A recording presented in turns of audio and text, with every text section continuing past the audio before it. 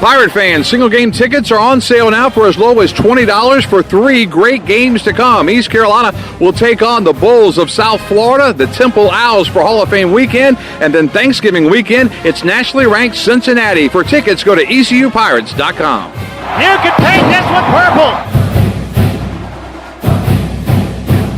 purple. On Saturdays, your team needs you, your sofa needs you, and you need a Jersey Mike's sub. Get it all with free Saturday delivery when you order through the Jersey Mike's app. Jersey Mike's, a sub above. This Saturday, while you watch the game at home, we're watching the grill at Jersey Mike's. Order through the Jersey Mike's app for free delivery on Saturdays, unless you're going to miss hearing this. Jersey Mike's, a sub above. Have you been waiting to try CBD? ENS Hemp on Fire Tower Road in Greenville is the area leader in CBD. We want to educate you on how our products work with your endocannabinoid system. These products are all natural and non-addictive. ENS offers a variety of products to meet your needs. Tinctures, edibles, topicals, and even smokable items. Customer feedback indicates relief from stress, anxiety, fatigue, pain, and PTSD, just to name a few. ENS Hemp is located on Fire Tower Road. Also, check us out on our Instagram and Facebook pages. Chico's Mexican Restaurant is where the fiesta never ends. Grab your amigos and head to Chico's every Wednesday for shrimp tacos for only $9.99. Plus Wednesdays means all Mexican imports for only $2.50. Thursdays, enjoy your favorite beef, chicken, or vegetable fajitas for only $9.99. For Mexican food and fun, it's got to be Chico's in downtown Greenville and now available through DoorDash, featuring a half gallon of the famous margarita mix to go for only $9.99. Chico's, where the fiesta never ends. Hey Pirate Nation, this is Holt Nailers, and I couldn't do my job without my offensive line keeping me safe. Make sure your employees are safe by using ArcPoint Labs for your medical testing needs. From pre-employment testing to COVID test, ArcPoint Labs is there to serve Eastern North Carolina with accurate, reliable, confidential testing. Schedule an appointment at any of their 6 Eastern North Carolina locations or visiting them online at arcpointlabs.com. Go Pirates! At Jimmy John's, we don't make sandwiches. We make the sandwich of sandwiches. We use fresh veggies because we don't hate salads. We just feel bad for them. We make our sandwiches exactly how you want because you're the one who's eating it. And we bake bread all day, every day because stale bread isn't bread. It's croutons. Sandwich history is written by the victors. Good thing we have legible handwriting. Jimmy John's, the sandwich of sandwiches. Order pickup or delivery on the app. This is Pirate Radio, WGHB Farmville, 1250 and 92.7 FM Greenville, WDLX Washington, 930 and 104.1 FM Washington. The following is an exclusive presentation of Pirate Radio, the voice of the Pirate Nation.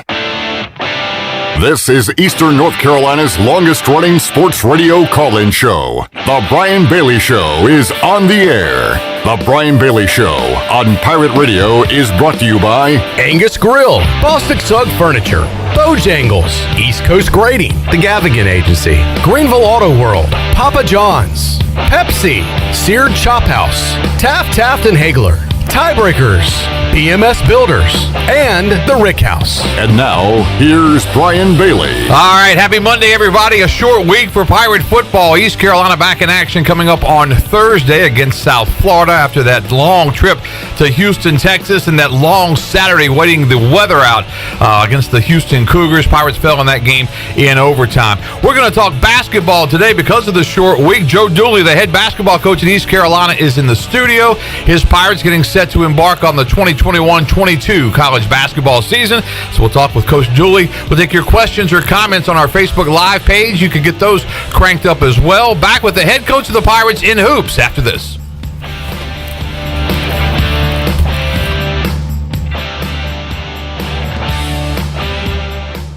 Hello, Pirate Nation. This is Bram Anderson from Tiebreakers, and we are excited to announce that we will be opening our second location in Winterville soon. Right now, our growing company is hiring team members for all positions for both locations. We need managers, bartenders, servers, cooks, and dishwashers. If you're looking for an opportunity to be on a fun and exciting restaurant team, then come see us today. Apply in person at Tiebreakers at Bells Fork. Check us out at tiebreakersnc.com.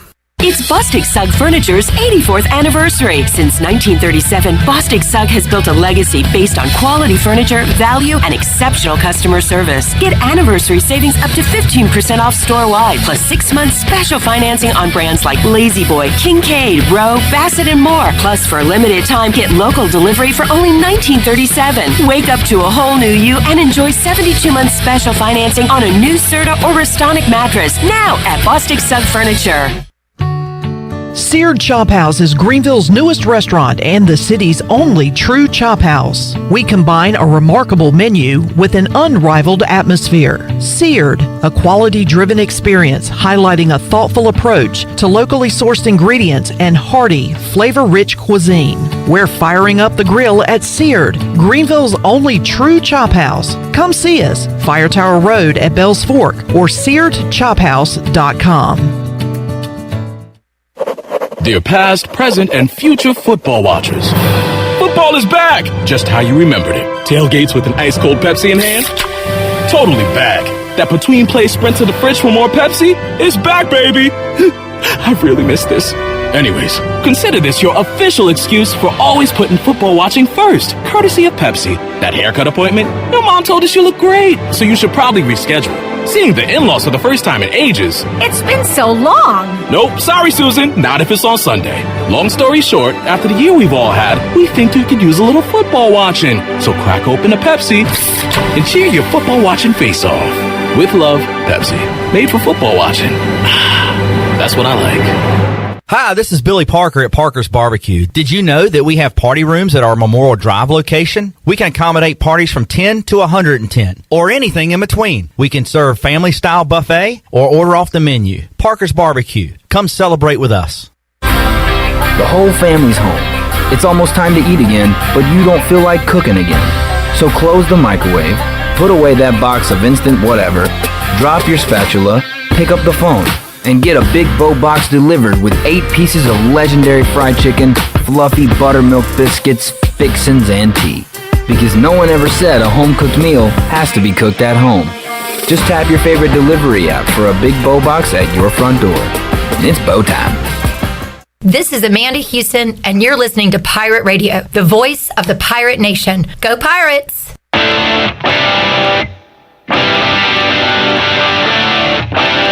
You're listening to The Brian Bailey Show. Now, back to Brian. All right, welcome back on this Monday, talking Pirate basketball. Joe Dooley, the head basketball coach at East Carolina, joins us in the studio. If you have a question or comment for Coach Dooley, get them on our Facebook Live page, and we'll pass them on to Coach Dooley. But the season's almost here. Now, it's kind of an odd deal. I've always said this, but you guys, you have 2 private scrimmages that you can have against a Division I team, but it has to be kept like top secret. Like you can't really. Can you admit that you did play them? I don't even know about that. It's it's sort of funny because you do see some box scores on Twitter of these secret scrimmages, and we have the people who did. We said we wouldn't do any of that stuff, but I don't know why it's that big of a deal. Yeah, but the whole thing with the scrimmages, some of them are a little bit different. For example, you might format it that you play 4 10-minute quarters or 4 8-minute quarters, and then what you do is you go ahead and do possession work. You might have a segment where when we did scrimmage, we talked with the coaches and we did not play zone because we don't have a zone yet, and neither did they. So those type of things, you could throw up a 2-3 just so people can work on it. We throw up a 2-3 so we can work on our offense a little bit. We'll put a zone in later in the week, but it is a little bit peculiar. I do see where some people played exhibitions and relief games and those type of deals, and they are able to publicize them. Yeah, you can play a lower division as far as that goes for an exhibition game, but if you want to play Division I, and what's odd about the whole thing is that baseball is in their fall season right now, and they host Liberty, and they have everybody out, and they have the media out, and you can cover it just like a regular game. But in basketball, it's a secret scrimmage. So the Pirates, I can say this part, they did play NC State. We can't talk about any of the specifics of it, but we do know that the 2 played, and the Pirates have another one coming up this weekend. And then we'll get to see the Pirates later on. South Carolina State, I think, is the first up for East Carolina, coming up on November the 9th.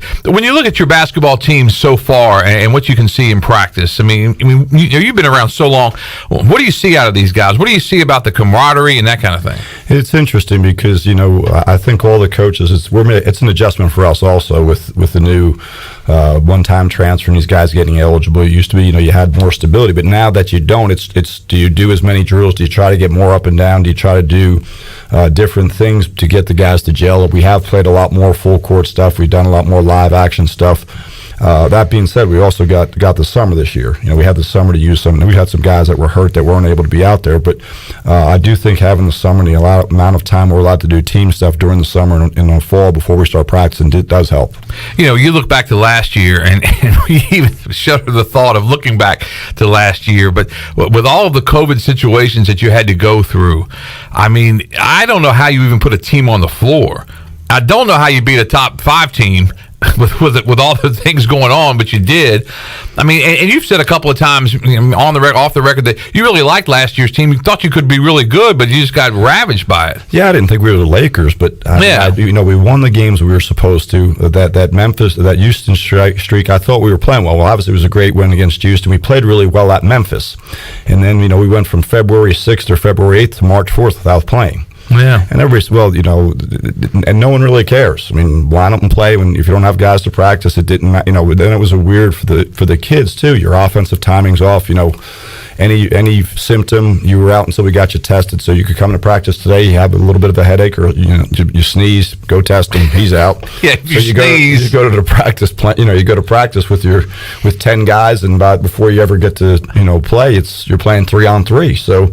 Hopefully we'll never see it again. It was bizarre for the kids. It was bizarre for us, but it made you think on your feet a lot because you didn't know what was going to happen next. And I'll never forget, through all these years, having to host the coaches show for television after we haven't played for 2 weeks, and you walk in and I'm like, Coach, what'd you do this past week? We were going to rewind the tape and just play it again. We actually wasted a couple hours of our lives. We should have just replayed the go to previous week and repeat it. But I think we weren't the only. It was hard on a lot of people. Obviously the season was tough, but it was hard on the whole society as a whole. So it is what it is. Yeah. Let's move on down the road. I remember he's saying, Bailey, don't you have any other questions? I was like, Coach, you got any? Because we ran out of all of them. We ran out of answers. We try not to outdumb each other. Yeah, we ran out of questions. We ran out of answers. That's for sure. But hopefully brighter days are ahead, and you got to just like the continuity of everything right now, and really have, because that's what sports is. Sports is practices this time, games are this time, leading up to the games you do certain things. And when all that's thrown out, there's nothing you can do about it. But it was and having done it for a lot of years, it was weird. We had one day where we were going to practice, and we get a call from the team doctor and said, I think it's better that we don't go again today. It was about 8:30 on a Saturday morning, and I got in the car and just drove down to Atlantic Beach to have lunch because I had nothing to do. We're not going to play for 2 weeks. We don't know who we're playing next. Yeah, we're sort of sitting there, and it was sort of ironic. I went down there, and Tim Jankovic from SMU called me, and they were shut down. And I told him I was going to the beach, and he said he was thinking about going skiing, but he didn't think his AD would be happy, so he just sort of stayed in Dallas. We joked about that, but they were shut down. We were shut because they only played 18 games themselves. That included the NIT, and that was SMU. Yeah, who had a good team. So it was some teams got hit a couple times like we did, and some teams, you look through Gonzaga had something early and they made it through. Baylor shut down, and they shut everything down once or twice, and they made it through. So some of it's just timing and luck. Yeah, it was just one of those bizarre years, and as we said, hopefully everybody's through it. And you still have some COVID protocols, correct? You still have things you have to do. Are you testing at all? As far as vaccinations go, is that all in check? We're in good shape as far as vaccinations. I think the big thing that comes out of this, Brian, is the contact tracing. You could go from losing 1 to really losing 4. Look at what happened with us out of Christmas. We had 1 test positive. We lost, a starter tested positive. We had 2 starters contact traced, and myself contact traced. So we lost 4 people. Right. And, I think now the contact tracing is different. If you're vaccinated, you're not contact traced. They test if you do have symptoms. You could still lose guys for 16 days. I don't think people understand that. Right. If someone does test positive, you're going to lose them for 16 days. The 10 days of quarantine and then the 6-day reacclimation. So that's a bit of a, in basketball, that's 3 or 4 games. That's a lot of games. It's a lot of games. That's a chunk of the season. All right, let's talk about the roster as you sit here. And obviously, the big key, you lost Jaden Gardner to the transfer. You picked up 3 transfers. When you look at what you've got on the floor, what's the strength of this basketball team? I think we're a little bit more mature. I mean, we've got 4 starters back essentially, and then with those guys, I mean, Winston Tabbs has played in the ACC. Alonzo Frank has played in the SEC. Vance Jackson's played in the SEC. So those guys have been through the war. They're a little bit more mature. This is really the first time we were able to take a grad student. Vance is a grad student. We haven't been able to do that because of APR, and I think his maturity. He's been at UConn. He's been in the SEC. He's been through it. And Winston and Zoe, with those guys are good guys because they've played in big games in real leagues and have played real minutes. So I think they'll add some maturity. And then I think the guys that we have coming back have all gotten better. I think Luigi's making a big jump. Those other guys, Tristan had an up and down year last year. Some of it was health related. I mean, and I think he's feeling better. So I think those guys will make a little bit of a jump, and there's more continuity and familiarity. Yeah, I was going to say familiarity when you look at the roster. Now, as Pirate fans, when you look at the roster, some of these guys. You'll meet, the 9 new players, but you have a nucleus that people have seen play before. Yeah, and I mean, I think and it's unfortunate. I'm not a big fan, but you have to adjust. I think you're going to see this every year. I think Tim Floyd mentioned this years ago. If you're not at the blue blood level, and even those guys, when you look last year, Carolina, Duke, and Kansas had 6 guys in the portal. Yeah. That never happened. No one ever left those places. You're at Camelot. Why would you leave? Right. And now it's, if you're a good player, at a CAA school, and you're an ACC power, and one of your guys goes hardship or transfers, what do? You go on the draft board and look at the next guy. Who are we going to take? And it's going to happen. It's unfortunate that there's guys that maybe are on the end of the ACC benches, and they're freshmen or sophomores, and they're not playing as much as they want. There's guys in other leagues lower than them that are trying to poach those guys, and everybody says it's not happening. It's happening. Yeah, I believe it. It is happening. I mean, you can say it's not. It is, but that's the reality of it. How do you deal with that? Because, as a coach, your job is to instruct. Sometimes you have to give tough love. I mean, that's just part of it. But it's a fine line because you don't want to lose guys. But you have to, do your job. But then, it's like, well, are you going to play a freshman who's not ready to keep him and he costs you games? Right. That's where the fine line is. And I mean, I think one of the big things we've tried to do is with our guys since I've been here and coaching is inundate them with stats. Here's where you are, and that includes practice. I mean, you're shooting 32% from 3 in practice. That's not a real number. So we need to work on this. And sometimes the reality of it is that you want to be told the truth till you're told the truth. And I think with our guys, we bring them in, talk to them all the time, understanding their roles. And I've got a couple young guys I really like. Are they going to play a ton of minutes? Depends on whether guys get hurt or not. I do want to ease them in there, not to keep them, but because I want to see what they can do. But it is a fine line. Yeah, I'd say it's got to be one of the toughest things about, because before, once you made the commitment, it was a commitment. Now it's not even a commitment. Now it's basically just a 1-year ride. And if I'm not happy, I'll take my ball and go play somewhere else. I talked to somebody. I thought this was a great line. I said, "How are you going to recruit high school kids to the portal?" He said, "I'm going to recruit high school kids, which we are." And he said, "And if I have somebody to go to the portal, I'm going to replace them with someone from the portal that the kid at my place had the same problems he had at his place." So I thought that was a great way to look at it, and it is the truth. I mean, it's that's the reality of it. That's the reality of it. Did you ever think you'd see a situation like that where it's free reign almost? I'm all for I think one of the things that the players were saying is that, well, the coaches can move. There's a lot of ramifications when coaches move, and there's usually some financial ramifications. Right. And we talk about name, image, and likeness, and we talk about the portal. What we don't talk about is education and graduation. And a lot of these guys that are graduating are losing hours.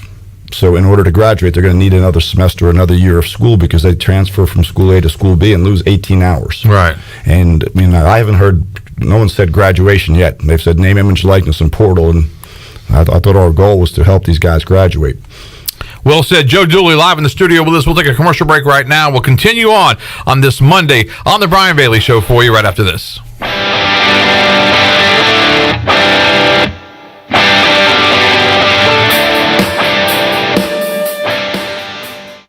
This is Jeff Charles, and this is a Pirate Radio Sports Break presented by Ron Ayers Motorsports, Highway 11, north of the airport in Greenville. North Carolina's two major sports teams in the professional ranks are both undefeated. The Hornets took care of the Nets 111-95 last night. Miles Bridges had 32 for Charlotte. Kevin Durant 38 for Brooklyn. Charlotte is off to a 3-0 start. The Hurricanes are also undefeated. Rod Brindamore's hockey club is 4-0. Carolina will host Toronto tomorrow night at 7 o'clock. The Pirates have a short week. ECU hosts USF Thursday night at 7:30. The Pirates are coming off another heartbreaking loss, dropping a 31-24 decision to Houston in overtime on Saturday. Coach Mike Houston meets with the media today. Pirate Radio will be there. The World Series will start tomorrow night in Houston. The Astros host the Braves. First pitch at 8:09. The AP Top 25 poll is out. Georgia number 1, Cincinnati number 2, Alabama is 3rd, and Oklahoma is 4th. This has been a Pirate Radio Sports Break. Hi, this is Jeff Charles, and welcome inside the booth. It's hard to right a wrong, but at least you can try. I'll have some thoughts next. There are lots of reasons to love the Carolinas. We have awesome beaches, beautiful mountains, great weather, friendly people. We have some of the best teams to root for and the best schools to be a part of. But the one reason above all others to love the Carolinas? Pepsi Cola. Somehow, it just tastes different here. Better. More refreshing. No one can really explain why. All we can guess is, it's better here because it was born here. Pepsi, born in the Carolinas.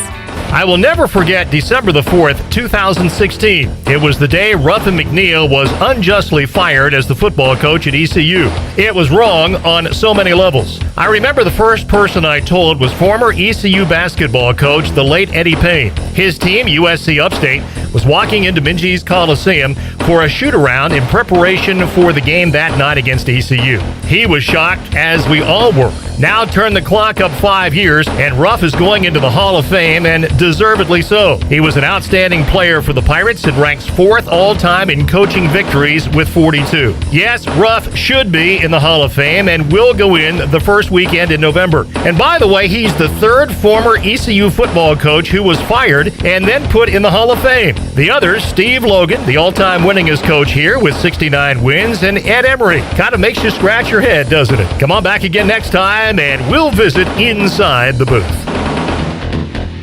BMS Builders is your premier custom builder in eastern North Carolina. With Blackwood and Mills Creek in Greenville, Dalton's Cove in Farmville, and Belmar and Ayden, these are just a few of the developments featuring BMS Builders homes. They can build the home of your dreams. Just ask Dr. Dennis Ross in Greenville or East Carolina football coach Mike Houston. They built their homes, and they can build yours as well. BMS Builders. Give them a call at 916-1578 for BMS Builders. This is Tim Doust, ECU Football Special Teams Coordinator, and you're listening to Pirate Radio, the voice of Pirate Nation.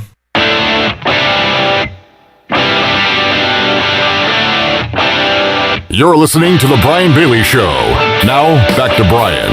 All right, welcome back on this Monday. Head coach Joe Dooley joined us. We've got the Facebook live feed up, so if you'd like to ask a question or a comment on that, we'll certainly pass them along.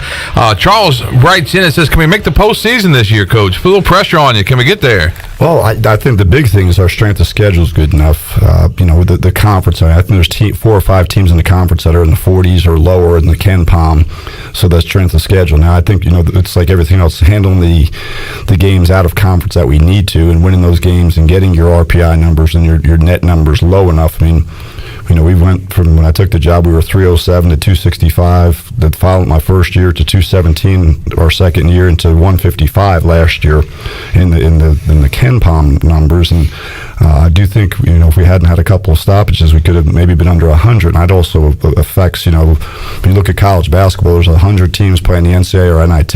Right. So you have to be in the low hundreds at the least to get in there. So you got to figure ways to do that. And our league's strength of schedule will help us probably to do that. So, that's our goal, to try to get there. And we were talking about it off the air with the fact that we were talking in football terms too, that you can see the progress in basketball. You just said the numbers. In football, we see those close losses. I mean, it's not a moral victory at any cost, but still you can see the improvement because last year this time the football teams, they were getting blown out, and then that's not happening now. I don't know. When you look around, I'll give you an example. I mean, you look at LSU. in football. I mean, 21 months ago, they were the national champion, and it's such a fragile deal. And teaching people how to win and trying to create a culture of winning is not easy, and it does take some time. It takes some tweaking. You know, there's some mistakes that we make as coaches going along the way, but there's also some things that a lot of times when you take jobs, there's you got to build an infrastructure, and those are things that you have to do, and that doesn't always come overnight. When you decided to come back for your second stint, did you find that when you got here that things were hard, it was going to be harder to do what you wanted to do just because of certain situations? Well, I think the two things that I think and Dave did a great job with this. The APR deal was something that we had the idea, but we didn't understand how drastic it was because of some things that happened in the second semester. The facilities. I think that's something, to continue to upgrade. I mean, when you think about it, this June was the first time we've had a recruit in our locker room. Right. So those are infrastructure things that aren't necessarily, fixed very quickly. So you have to fix those deals, and facilities are a big thing. When you look throughout the country, unfortunately, it's a lot of glitz and glamour, and that's what the kids are looking for. The shiny new object. And I think those things are all important. But I think the other thing about it is the league. When we were in the Colonial, the disparity wasn't as great. But now you look at when UConn was in the league. UConn's one of the 10. Spending the most money in basketball. Memphis is spending a lot of money in basketball. Houston's made an unbelievable commitment. I mean, I was told they'll be in the top half of the Big 12 as far as salaries and budgets when they join the Big 12. Speaking of conferences, the American just added 6 teams. When you look at the 6 that were added, what does that do for basketball? Well, I think we obviously lost some really good. Houston coming off the Final Four. Cincinnati's got great tradition. We had to add some schools. I don't know how much, I think UTSA has gotten better in basketball. They're continuing to grow. UAB's got a good program, real good tradition. So I think those guys will add some positives to our league. Yeah, Charlotte is a team you guys have played. In-state. Now we can bust somewhere at least in the league. Exactly. Have to get on a plane. So that'll make travel, at least for one game, a little bit easier. And the travel in this league has always been one of the issues. Whenever these leagues started expanding and started doing things, it really doesn't make a lot of sense. In the old days, the Colonial was a great league because you bust just about everywhere. The ACC had a league that they bust just about everywhere. Well, the crazy thing for us is, Brian, we can't bust anywhere almost. I mean, right. Temple's the closest opponent. I've never been in a league where you couldn't bust somewhere. Right. I mean, in the Big 12, we were able to bust to Kansas State, Iowa State, Oklahoma State, Oklahoma. When Missouri was in the league, we bust to Missouri. So that takes a lot of wear and tear off the travel. Now you start adding some things. With our league, we'll be going to Texas, obviously a lot more. FAU, obviously, we'll be heading down that way. So, but USF's already in the league. But I do think the wear and tear and the expense of travel is also a little bit more difficult because you're not busing anywhere. Yeah, and charter flights aren't cheap at all. And you guys are able to charter in conference play. We charter some in conference. Yeah, and that's basically based on what the academic schedule looks like and what you have to do to try to miss as little class time as you can. Yeah, well, I mean, if you think about something like in men's basketball, if you played a Wednesday game, if you had a bus to Raleigh, you could lose part of Tuesday. Do you practice here before you go? So in case there's travel problems, then you're flying back on Thursday, as opposed to when you charter, you're here for school all day. You wouldn't miss Tuesday. You'd practice here. You'd fly to where you're going. You'd shoot at the opponent's gym on Wednesday morning. And then on Wednesday night after the game, you're back. So you miss one day of class as opposed to potentially 2 or 3. Let's take a look at the roster a little bit and give us maybe an inside track to some of the guys and what they're up to this year. Let's start with the guys that are returning, because Pirate fans know what they look like. They know what number they are. They've rooted for them already. But a guy like J.J. Miles. He's had a real good offseason. Really continue to grow and mature. One of the biggest things, I think he wants a little bit of a leadership role. He's really been locked in. I think the biggest thing I'm proud of, he's going to be 3 hours away in the spring from graduating. And that's been an unbelievable deal with him. And Jennifer Bonner has put a lot of time in with him, and he's put a lot of time and bet on himself a lot, and he's doing really well. Been a really good leader, a lot of energy. Been off to a real good start so far in the preseason. And you got a lot of guys from last year that all averaged between 8 and 9 points per game. Does one of those guys need to step it up and really get to that 12, 13, 14 points? I think that would be a real good jump. I mean, I think one of those things, someone like JJ or Brandon Suggs or Tristan could go from 8 to 12. I think someone like Luigi can go from 4 to 6 or 7, and then those other guys that we've added, they'll do it. Hopefully, Winston's proven numbers. Now it'll be different. He's coming off a little bit of an injury, but once he gets back in the rhythm and all those type of deals, and Vance, the other things we have a little bit more depth. I think our perimeter especially is a little bit deeper, and we can play a little bit differently. All right, Brandon Suggs, as we said, one of those guys averaging right around 8-9 points per game from last year. And it seemed like Brandon was the type that would really get some of the dirty work done. He'll take a charge. No, he's gotten better. His ball handling's gotten better. He led us in three-point shooting last year. He's continued to get better. I think Jason Martinez, our strength coach, we got him in the middle of last year, has done a really good job of loosening up his hips and his knees. He's much more athletic. Has done a really good job with Brandon, a lot of these guys' bodies, getting these guys in better shape. The thing I always remember when we start talking about Tristan Newton is the fact that he led the whole state of Texas in scoring his senior year. Think about that. The whole state of Texas. I mean, that's a huge state to begin with, and he was number one right up there. Yeah, Tristan, and he was a young freshman, had a really good freshman year, came back a little bit last year. I think a lot of it, when he went out for the 10, 12 days, he gained some weight, and then he hurt his knee. I don't think he ever was as explosive. I think trying to get back in shape and then being quarantined a couple times didn't help him either. I think that really got his rhythm off, and he's had a good, he went home and worked a little bit for the first semester and came back, was with us the whole second semester and really got after it. He seems to be one of those guys that he's got that sheepish little grin on his face most of the time, doesn't he? Yeah, he's a very quiet kid. But his brother's a really good player at Evansville, really good family, military family from out in El Paso. I'll tell you, I forget which game it was last year because the interviews were really limited last year because of the COVID. But it was you after the game, you would walk through, and he came through, and he did some really good things in the game. You got him about something, and he turned to us and he said, "Yeah, he got me again," or something like that. But he was really appreciative of the game that he'd had, but he knew he had some things he needed still to work on. Tremont Robinson White is a player that we've seen flashes that he's really quick to the basket. Yeah, he's got really good hands, aggressive on the ball. I wish, we're trying to get him to be more aggressive more often.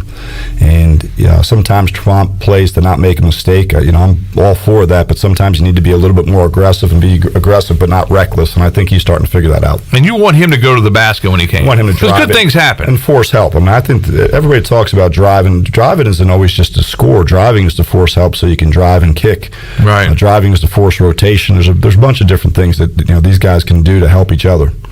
And Luigi DeBow is one of those guys that he's always, got a smile on his face. He's always talking to you, even when he's banged up and hurt and trying to rehab. And, he's one of those guys you look at and you say, man, I hope he has just a healthy year and really does well. Well, that's the big thing. He is healthy. I mean, a year ago at this point, he hadn't done anything 5-on-5 since the previous October or November. And, we decided when he had that injury that we were going to have it fixed so that way he could have a chance to play. And I think if we bet that fortunately we weren't sure whether he would re-break it or not break it, so we did the surgery and he's coming through it. He did put some weight on, he's taking it off. Jason's done a great job in the weight room. He spent a lot of extra time in the weight room doing flexibility, and Jason's done a really good job of leaning him down, and he's playing really well. I can't remember which game it was, but I think it was late in the season last year, and he came off the bench and he looked like a young pup running around. He was just he's wide in really open. Good shape right now. Yeah. I've been impressed by it, and we're sort of easing into it too. I mean, it's like now you don't want to be in total game shape right now because it's a long season for us, as you know. So trying to play more minutes at spurts. We play some 4-minute games in practice so these guys can simulate, the media timeouts and those type of things. And his conditioning is far superior than it was at any point last year. All right, so we got 9 new players on the roster. Let's start with the Division I transfers, and you've touched on them a little bit, but Alonzo Frink from South Carolina. Big body, strong, nice touch, really good high basketball IQ, Jersey kid, and he likes to play. I've been impressed with him, and really good family. Now, when you get these Division I transfers, take us through the process of how, maybe with Frank, how did you guys get together? Well, what we decided in our portal recruiting is we're not going to take anybody from a school that we don't know somebody that'll tell us the truth. Right. So, for example, when I've known Frank Martin since he was a high school coach at Miami Senior High School. Okay. So when I called Coach Martin, I knew he was going to tell me the exact truth about the guy.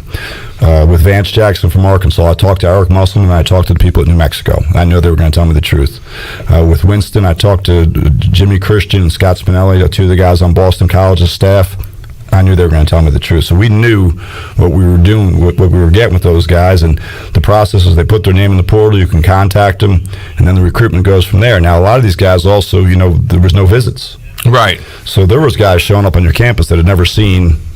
Which is bizarre, which is bizarre. I talked to a guy in the Big 12 that told me they thought they signed the guy 6'8", 190 pounds, and he showed up on campus 6'5", 165 pounds. So that must have been an interesting. They can't throw him back in the portal. I would have been interested to hear that conversation. Wow! But they were like, it was a kid we were recruiting, and and I said, "Hey, how'd the kid from such and such do?" And I said, "You're not going to believe this." They said, "What?" And I said, "Oh my goodness." That's like that internet dating thing that I did for a couple of years there when I was divorced. you wrote on that you were at 10. No, I didn't. They knew better than me being at 10. That's hilarious, though. All right. Let's go to Arkansas's Vance Jackson, who's coming to town now. Vance, really good shooter, skilled, big body. I mean, he's a physical specimen. Career 40% 3-point shooter. Started off at UConn. Yeah. When they had the coaching change with Coach Alley, transferred to New Mexico. Had a couple really good years at New Mexico. And grad transferred to Arkansas. And at Arkansas, he had a little problem because his name is Marcus Moody. Played the same position. He was an in-state kid from Arkansas. Vance didn't get as much playing time. We're fortunate. I think he can really, really shoot the ball. He's had some really good spurts. And the thing is, when you see guys that have been to one or two places, the first thing that comes to your mind is, well, he must be trouble. Yep. But and that was the old. I mean, why would you take? He's just transferring problems. Used to be the old adage, and I don't think it is anymore. Now, the other thing I'll say this: the one thing about the portal, when you get them, you got them. Right. Yeah. Go ahead and transfer. Now you have to sit. Yeah. So either do what you're supposed to do, and I think most of them are coming in trying to get a new role, but I do think that's something with the portal that happens. Yeah. And it's a whole different world, but hopefully it's one that everybody can adjust to. All right, Winston Tabbs. ACC fans will know a little bit about Winston from Boston College, and we see a lot of ACC games, on television. What does he bring to the table? Scoring. He's averaged, career 14-point a game scorer at Boston College, 40% from three. Has been a little nicked up. He's fine now. We're starting to ease back towards almost full practice. Can score in bunches. Just sort of we're taking our time with him now, trying to get him in practice shape, game shape, but he's had some really big games and he can really pass it and really shoot it. And a guy like Winston, who's played in the Atlantic Coast Conference, he goes into the portal. I mean, what's his thought process about coming to East Carolina? Well, he and his mentor were looking for some place that it's such a small world, and you'll know one of the people involved in the deal.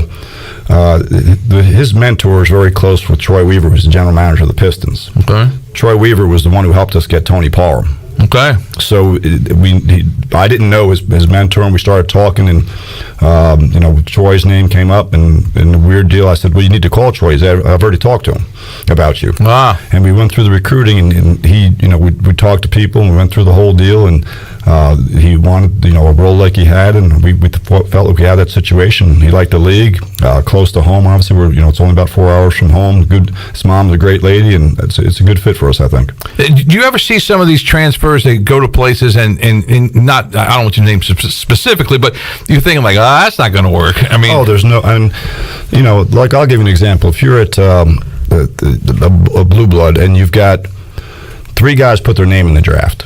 All right, so you don't know whether they're coming back or not. Right. Well, then you go ahead and you say, here's what we'll do is we'll take 3 guys from the portal. Okay, right. Just in case. Well, now all of a sudden these 3 guys come back, and the 3 guys from the portal are not going to play. They're not going to play. That's the reality. They're going to be sitting over there, and now what are you going to do? You're going to complain. And they've got to sit then. They've got if they want to transfer. Or a lot of them are 5th-year guys, or a lot of these guys also got the additional year back because of COVID. So now what are you going to do? Yeah. It's always something. It's not our problem. That's right. We're not quite. I got my own problems. I'm not worried about their problems. That blue blood status. Joe Dooley in the studio live with us. We'll take another commercial break. Back with more on this Monday on the Brian Bailey Show for you on Pirate Radio after this.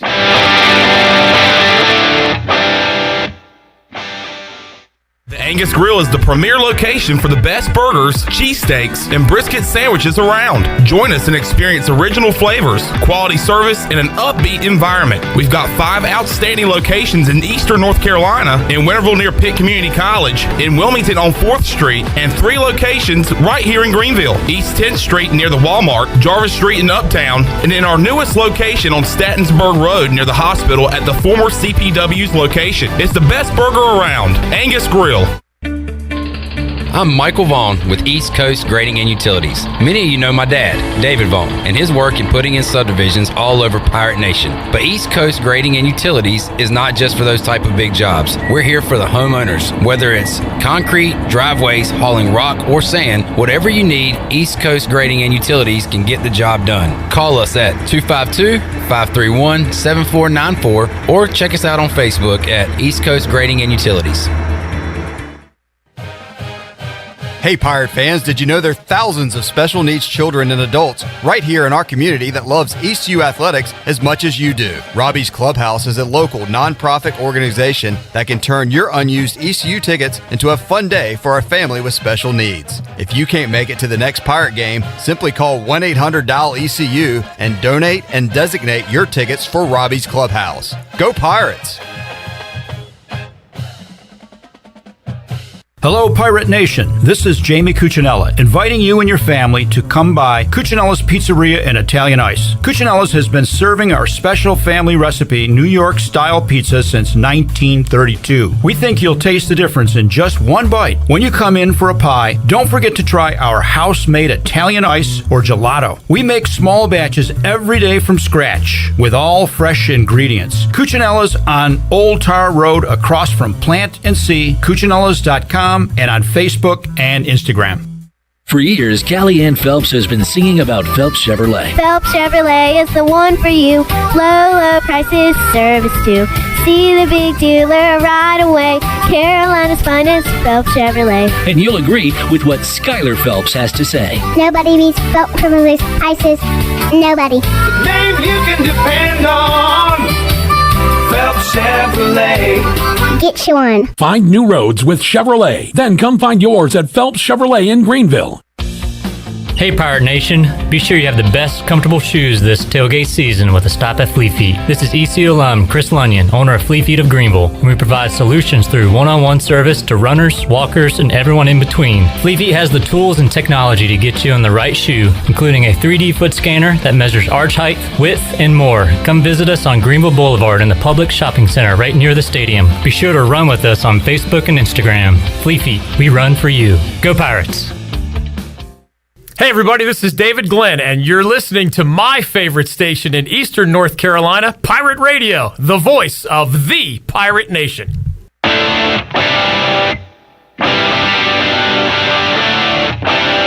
You're listening to The Brian Bailey Show. Now, back to Brian. All right, back with head coach Joe Dooley here on The Brian Bailey Show. Pirate basketball set to open up the 2021-22 season coming up on November the 9th, hosting South Carolina State. And tonight's a big night in Greenville because it's the Aces for Autism dinner, the 8th annual Samuel C. Robinson Aces for Autism dinner coming up at the Greenville Convention Center. Tim Tebow will be in town for that. And I know all the coaches got together and did a commercial, a PSA for the event, but Kyle Robinson, who used to be with you guys, does a great job with that. Unbelievable, the vision he has for Aces, and started as a labor of love and has really helped a lot of people in the community and surrounding communities with, he used to have to go to take Samuel to Winston-Salem when he first got right, there I remember treatment. that. And now he's got treatment centers in Eastern North Carolina. He's trying to expand and continue to grow this great brand, and Kyle's done a great job. Yeah, he's done an excellent job, and having Tim Tebow. And Tebow was supposed to be here, I think it was 2 years ago, at least a year and a half ago, and there was all kinds of different, they were moving because of COVID, but they're finally getting set to host that, so that'll be tonight at the Greenville Convention Center. I think tickets are still available. I'm sure they can probably work something out. I'd love to have you come out and be a part of that, because it's a big night. You wouldn't believe the community, how they come together for events like that. And Kyle's endeared himself, which he should. He's done it for not just for his son. He's done it for a lot of people in Eastern North Carolina. Yeah. He's done a really good job, and I think the people in the community have really jumped in full bore, and it's been great. And the people in our community that how do you put it, the wealthy of our community, they give back so much, and that's the real key thing. I mean, everybody doesn't have that kind of money to donate to something like that, but those that do in Greenville usually do. They do, and then the people that show up and just support it. I mean, I think that means as much to Kyle as anything else. And obviously, there's been people that popped up out of the woodwork that have given unbelievable gifts for Aces and been very, very generous. And I know Kyle's very appreciative, and he's moving that thing forward very quickly. And they've got all kinds of plans for the future, and they've got big plans. School, yeah. Treatment center, and he's working on that as we speak. And the thing about that I've learned with special needs children and adults, but autism, there's so many different levels, and the scale. It's just it's really intriguing to learn about some of that. Well, I think the other thing is, Kyle also had some legislation changed a couple months ago where the ability to hire and get treatment people here in North Carolina is very difficult, and retaining them is very difficult. And Kyle has gone from a handful of people working in that area to he's in the 40s or 50s with people that are which will allow more people to get treatment and to prevail. Okay, it's coming up tonight over at the Greenville Convention Center. Tim Tebow, the guest speaker for the Aces for Autism fundraiser coming up. It's the 8th annual. All right, let's continue on talking about the roster. Let's talk about some of the new freshmen coming into town. So start with R.J. Felton. Very athletic, South Carolina kid, Aiken, South Carolina. College-ready body, plays above the rim. He's done some really good things. I think he could be a sort of a lockdown defender, very good in transition. Like all the freshmen right now, he's a little sped up.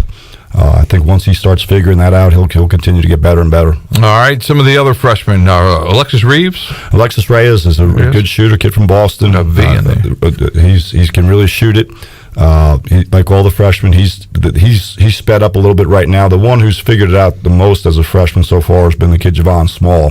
Javon played at Compass Prep out in Arizona. He's an Indiana kid. Played with Ty Washington, who's at Kentucky. Really good poise. Really cares. The freshman group is a really good, interesting group of guys. So Reyes and Small lead that group. You got some other ones too, right? Obviously, Brandon Johnson has been a really big surprise. He's a very good offensive rebounder. A little bit taller than we thought. Jason's done a really good job with him in the weight room with some of the resources. Marlon Leston's was a little bit delayed. He didn't get here till August and then was quarantined, so he's a little bit behind. Nothing that we didn't expect, but has really grown and really gotten better the last month or so, and is going to be a good player.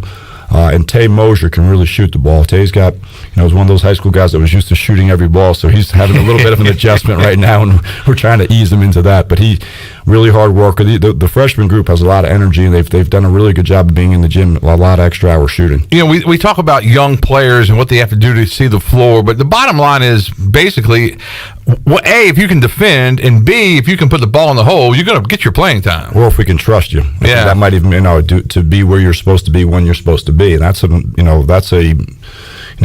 you can put the ball in the basket, but you can't rotate on a dribble drive, or if you can't, hedge a ball screen, if you can't do A, B, and C, and you're getting a 6 and giving up 16. My math isn't very good, but that's not good for the Pirates. So you don't need to be out there. I mean, if you can't run offense because 3 guys are doing one thing and 2 guys are doing something random, those things all factor into the equation. How hard is it to get everybody on the same page? I mean, it takes time. I mean, I think that's the biggest thing is learning, role identifying.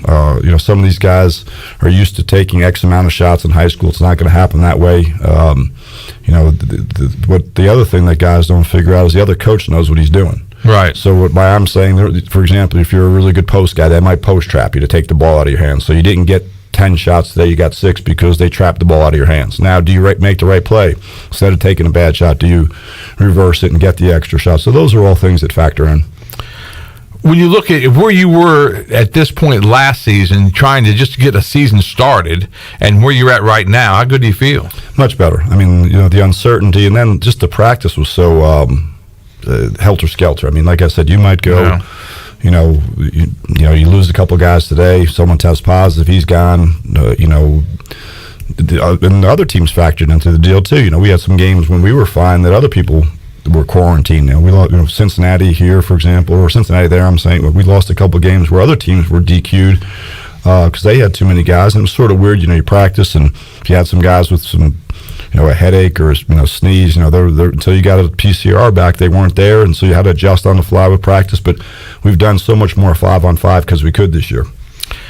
During practice, I mean, those 5-on-5s during practice, I mean, how key is that to seeing exactly what you have? Because the thing about basketball, you have all these 5-on-5 scrimmages, but then whenever you start playing games, you only got 5 out there. So. That's what the guys are starting to figure out. Right. I mean, that happens when you scrimmage, and all of a sudden, during practice, they've been going up and down for 5 or 6 minutes, and they want a sub. Yeah. And then when the game comes and they're down there waving at you that they want to go in the game, and you're waving, no, I've been watching practice for the last month. You can stay down there. And I do think the reality of, like we talked about, guys, there's 10 guys in practicing right now, and once we get to the games, only 5 of you are going to be out there. And that's not a negative. That's just the actual reality of it. And these guys understanding, I said, do you guys think everybody should play 14.2 minutes a game? No, well, if this isn't the YMCA, so you guys got to understand we're not going to break it up like that. And you can differentiate yourself by knowing what you're doing, being solid, making easy plays. And a series of easy plays are a great play, and that's what we talk to our guys about all the time. When you guys videotape practices, do the coaches go back and look at those tapes first, and then you guys break it down with the players? One good thing with us is we can pull it right there in practice from the practice facility. So if you made a mistake, we can pull the play right off the clip and send it right to the TV in the practice gym right away. We do watch tape with these guys every day.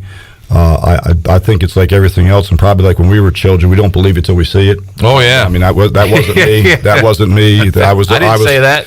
And I was on my helpline, and I jokingly say to our guys all the time, there's only 2 times you guys are lying, when you're awake or talking. So we try to show them that, look, you 1 foot here, 1 foot there is a difference. Look at your angles. Are you on that X where you're supposed to be? Are you on the midline? What did you see? The other thing is, what did you see? I mean, I think we could say whatever you want to say, but I think asking them what they saw educates you on what you saw. So then you can say, well, did you see that backside guard was rotating? You did a good job. Now, if he starts creeping that way, you throw the ball behind him. If that guy is tagging the ball screen, you throw the ball back to the guy that tagged. If the guy didn't tag it, you throw it to the roller. So what did you see? Well, I didn't see him. Okay, well, he's coming from where?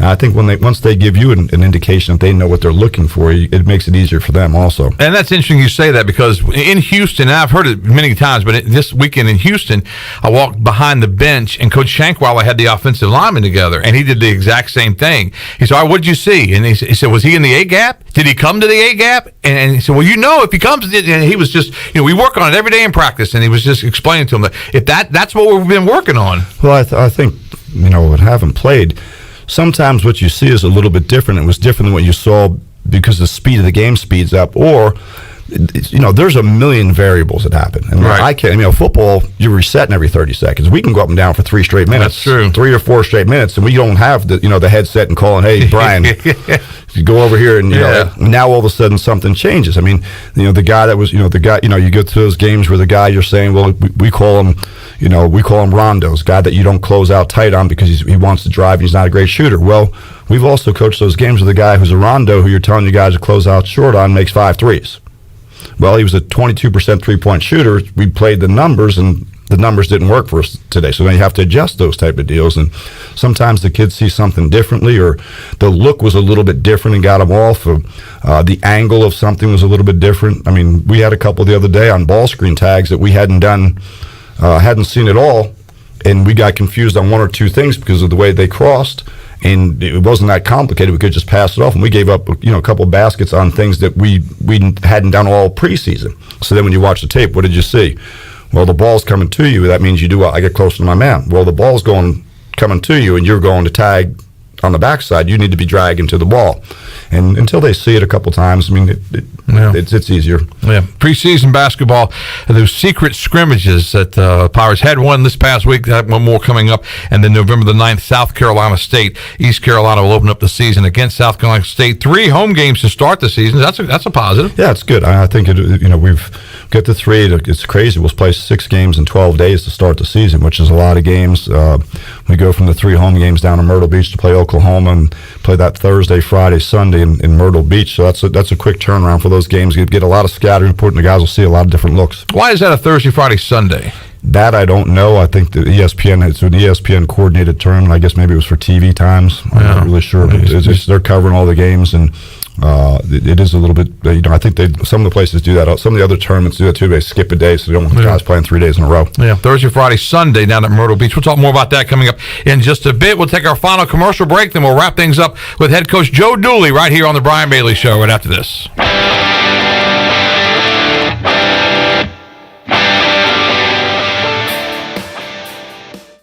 The Rick House is Eastern North Carolina's premier American-style restaurant and bourbon bar. Join us at the Rick House for mouth-watering steaks and made-from-scratch pastas. Check out the 16-ounce cowboy steak and our seafood delight pasta. The Rick House is open for lunch daily from 11 to 2, Monday through Friday. Take a break from your workday with lunch at the Rick House. Join us for our legendary brunch on Sundays from 10 to 2. The Rick House, American Provisions and Spirits, 710 Red Banks Road beside the bowling alley in Greenville.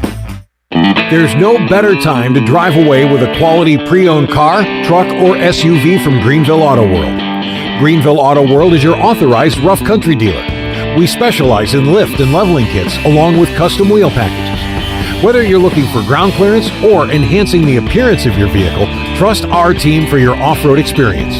Greenville Auto World, 3840 South Charles Boulevard across from Hardee's at Bell's Fork, or online at greenvilleautoworld.net. When your family gathers around a shakaroni from Papa John's, you're sharing more than extra cheese and pepperoni. You're sharing scholarships, meals, and laughter.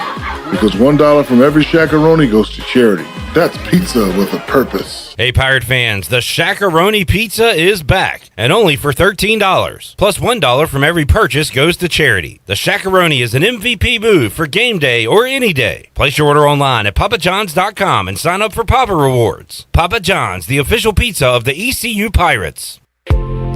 I'm on site at the Gavigan Agency with commercial insurance specialist Nathan Brannon. Nathan, tell me a little bit about yourself and what you do at the Gavigan Agency. Great to talk with you, Brian. I'm a graduate of East Carolina University and a proud Pirate. As you mentioned, I'm a commercial insurance agent for the Gavigan Agency and specialize in offering general liability, commercial property, business auto, and workers' compensation insurance to independent contractors, small business owners, and larger commercial customers throughout Eastern North Carolina. Wow, sounds like the Gavigan Agency can provide just about any coverage a business owner may need. That's right, Brian. The Gavigan Agency is a fully independent insurance agency with access to the top insurance carriers in the region, and we offer a full host of insurance products to provide for our customers' personal and business insurance needs. So give the Gavigan Agency a call today and let them show you the benefits of doing business with someone who cares. Pirates, insuring pirates.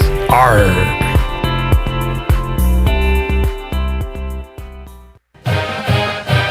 Hi, I'm Ken Hagler of Taft and Hagler. We're proud to be sponsors of the Brian Bailey Show and the Pirate Nation on Pirate Radio, the voice of the Pirate Nation. If you've been injured on the job or due to someone else's negligence in an automobile collision, call us at 752-2000 for a free consultation with experienced professionals who care. Go Pirates! This is Coach Donnie Kirkpatrick, Offense Coordinator for ECU Football, and you're listening to Pirate Radio, the voice of the Pirate Nation. Yo, ho, you're listening to Pirate Radio.